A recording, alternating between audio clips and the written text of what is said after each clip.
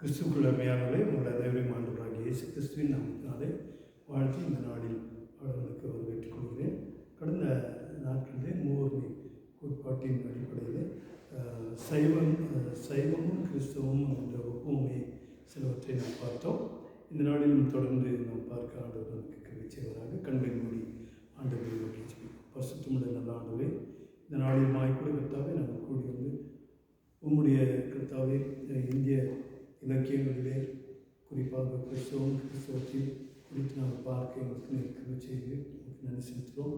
தொடர்ந்து இந்த நாளில் பாடங்களுக்கு புரிந்து கொள்ள வேண்டிய ஞானத்தை நீர் எங்களுக்கு தந்த உதவி செய்து வேண்டும்.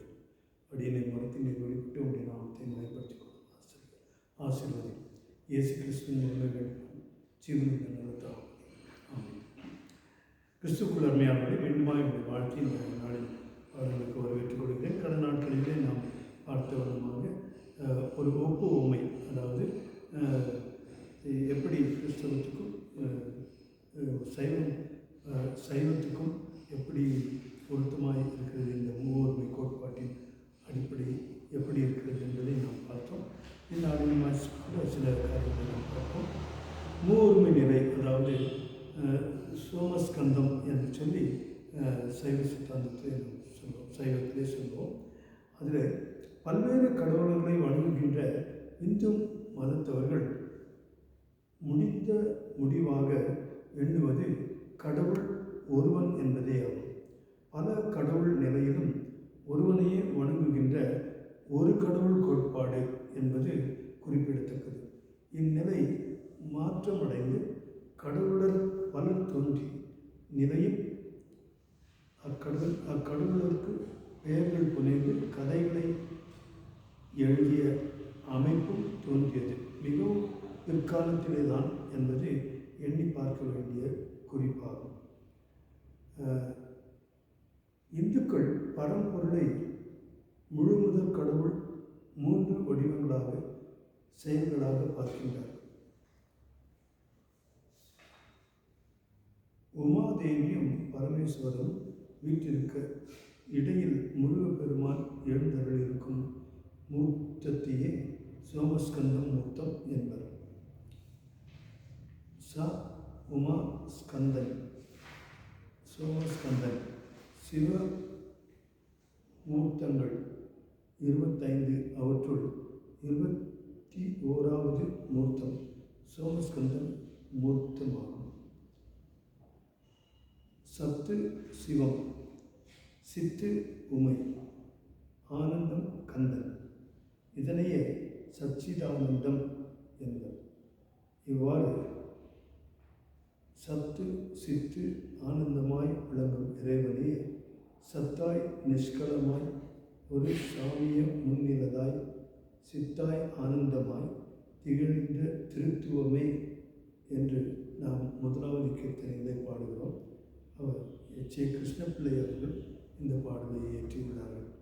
இதன் அடிப்படையில் பார்க்கும்பொழுது சத்து சிவம் சித்து உமை ஆனந்தம் கந்தன் என்ற அந்த மூவர்மை கோட்பாட்டை இந்த பாடலிலே நாம் பார்க்கலாம்.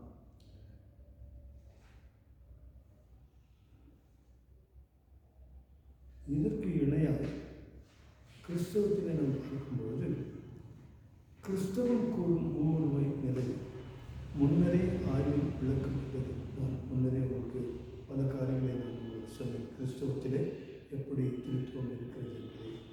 மேலும் அகத்திய ஞானம் என்கிற சித்தர் பாடல் தொகுதியில் 9ஆம் பாடலில் திருப்பொருளை அறிவினால் உணர்த்து பார்த்து என்னும் அடி வருகின்றது. இதற்கு உரை எழுதும் அதன் உரையாசிரியர் முனைவர் வி. ஞான சிகாமணி என்பார் என்ன கூறுகிறார் என்பதை பார்க்கலாம். அவர் கூறுகிற பொருள், திரிபொருள் என்பதனால் கடவுள் தம்மை மனிதனுக்கு வெளிப்படுத்தியதில் தந்தையாகவும் மைந்தனாகவும் பரிசுத்த ஆவியானவராகவும் வெளிப்பட்டமையை தெரிவிக்கிறார். இதனையே சாமுவேல் என்பார்.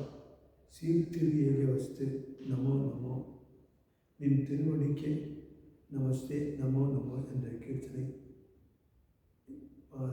பாடியுள்ளார்.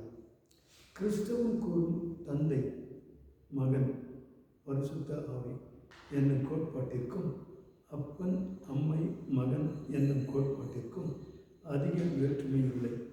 தந்தை, மகன் என்னும் குடும்ப உறவு பெயர்களில் தந்தையிலிருந்து மகன் தோன்றுவதற்கு காரணமாக விளங்கி தந்தையையும் மகனையும் இணைக்கும் உறவு பாலமாக விளங்குபவர் தாயே. அருவ கடவுளாகிய தந்தையிலிருந்து உருவ கடவுளான மகன் தோன்றுவதற்கு இடையில் நிற்கும் அருட்சக்தியாகிய தாயக பரிசுத்தாவி எண்ணப்படுகிறது எனலாம். புலவர் தெய்வநாயகம் அவர்கள் 1985ஆம் ஆண்டிலே இதை தெரிவித்திருக்கிறார். மேலும் தந்தை, மகன், தூய ஆவி என்னும் கிறிஸ்தவ கோட்பாடும் ட்ரினிட்டி கான்செப்ட், அதாவது கிறிஸ்தவ கோட்பாடும் அப்பன், அம்மை, மகன் என்னும் சைவ கோட்பாடும் ஒப்பிடற்குரியன. அருவமாகிய தந்தையிலிருந்து உருவமாகிய மகன் தோன்றுவதற்கு இடையில் உள்ள அருட்சக்தி அம்மையாக கருதப்படுகிறது. அந்த அம்மையை பரிசுத்த ஆவி என்று சொல்லி நாம் சொல்கிறோம்.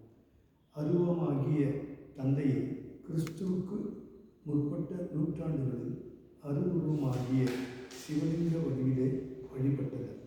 அருவமாகிய தந்தையிலிருந்து உருவமாகிய மகன் அந்த பின்பு, அதாவது கிறிஸ்துவுக்கு பிற்பட்ட நூற்றாண்டுகளில் தான் சிவலிங்கத்தில் கடவுளின் உருவங்களும் இறைவனுக்கும் உருவங்களும் பேரளவில் காணப்படுகின்றன. சைவத்தில் இறை மக்களாக விளங்குகின்ற முருகன் உருவமும் பிள்ளையார் உருவமும் அப்பன், அம்மை, மகன் என்ற நிலையில் சோமஸ்கந்தர் மூர்த்தமாக இணைந்து காணப்படுவது கிறிஸ்துவுக்கு பிற்பட்ட பல நூற்றாண்டுகளில்தான். கிறிஸ்துவுக்கு முற்பட்ட நூற்றாண்டுகளில் தனித்தனியாக விளங்கிய பல்வேறு வழிபாடுகள் கிறிஸ்துவுக்கு பிற்பட்ட நூற்றாண்டுகளில் அப்பன், அம்மை, மகன் என்னும் மூர்மை கோட்பாட்டினை அடிப்படையாக கொண்டு இணைக்கப்பட்டன. திராவிட மூல கருத்துக்களின் மணிமுடியாக விளங்கும் மூர்மை கடவுள் வழிபாடு ஆதி இந்திய கிறிஸ்தவத்திலிருந்து வளர்ச்சி பெற்றது என்பது ஆய்வு வழி புலனாகின்றது. இந்த வளர்ச்சி சோமஸ்கந்த மூர்த்தத்தோடு ஒப்பிட்டு பார்ப்பது தவறில்லை என தோன்றுகிறது. அருமையானவர்களை, இப்படி பல ஒப்புமையை சைவத்துக்கும் கிறிஸ்தவத்துக்கும் நாம் பார்த்தோம். மேலும் சில காரியங்களை குறித்து அடுத்த வகுப்பில் நாம் பார்த்து கொள்ளலாம். கர்த்தர் தாமே நமக்கு துணை செய்து அதிகமாக கூட இன்னும் அதிகமாக அறிந்து கொண்டு இந்த சைவத்துக்கும் கிறிஸ்தவத்துக்கும் இருக்கிற ஒற்றுமையை நாம் கண்டறியவும், அதன் மூலமாக மற்ற சகோதரர்களை நாம் ஆதாயப்படுத்தவும், மற்ற சகோதரர்களை நாம் ஆதாயப்படுத்தவும் கர்த்தர் நமக்கு கிருபை செய்வாராக. கண்களை மூடி ஆண்டவரை நோக்கி நாம் ஜெபிப்போம். வருஷத்துக்குள்ள நல்ல ஆண்டவரே, இந்த அருமையான நேரத்துக்காக நமக்கு நன்றி செலுத்துகிறோம். சற்று நேரம் சாமியினுடைய சைவத்தையும் குறித்தும் கிறிஸ்தவத்தையும் குறித்தும் நாங்கள் ஒப்பிட்டு பார்த்து இது எப்படியா மூவர்மை கோட்பாடு இதில் எப்படி இருக்கிறது என்பதை குறித்து நாங்கள் அறிந்து கொள்ள நீர் உதவி செய்து இன்னும் ஆழமாய் சிந்திக்க செயல்பட நீர் எங்களுக்கு உதவி செய்தாலும் ஆசீர்வதி இயேசு வேண்டுகிறோம். ஜீவனுள்ள நல்ல தாப்பனே, ஆமென். நம்முடைய கர்த்தராகிய இயேசு கிறிஸ்துவினுடைய கிருபை, பிதாவாகிய தேவனுடைய அன்பு, பரிசுத்த ஆவியானவரின் ஆசீர்வாதம் நம் அனைவரோடும் கூட என்றும் சதாகாலம் இருப்பதாக. ஆமென். என் ஆத்மாவை கர்த்தரை ஸ்தோத்திரி, என் முழுவதுமே அவருடைய பரிசுத்த நாமத்தை ஸ்தோத்திரி. என் ஆத்மாவை கர்த்தரை ஸ்தோத்திரி, அவர் செய்த சகல உபகாரங்களையும் நம்பாதே. ஆமென். அருமையானவர்களே, மீண்டும் வாய்ப்புள்ள உங்களுக்கு இந்த நாடு வாழ்த்துக்களை தெரிவித்துக் கொள்கிறேன். கர்த்தர் தாமே மென்மேலும் வாய்ப்புள்ள நான்